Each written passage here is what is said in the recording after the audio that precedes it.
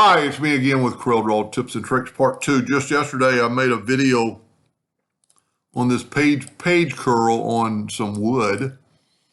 And even I did not check it, and then when I was watching moving the things around, you can see a bounding box. So it's going to print a white box because it's a bitmap.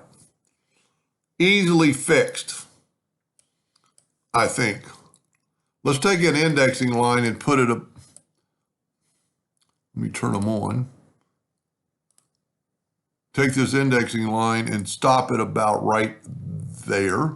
So we've got an idea. Let's get rid of that one. And grab this and grab your shape tool. Look at that. You got your bounding box. So what you can do is just move this over. And now we're going to have to move this back up. But we can move this. Whoop.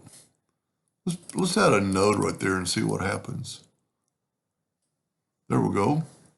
Now on this one, you got this turn. I think the easiest thing to do would be to double click, making nodes, and then delete this node. Take both these nodes and right click and turn them into a curve.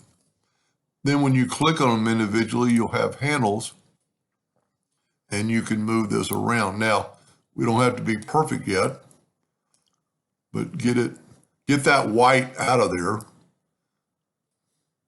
because I wouldn't think you'd want any white. Now to make that look a little bit more smooth, take your smoothing tool, maybe set on, well, 1 inch would be good. Click on it and just smooth that out a little bit. There you go. I don't care what he prints them on. You're not going to see that.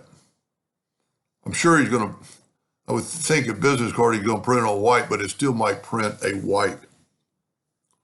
Anyway, I hope that helped him a little bit. Thank you for watching.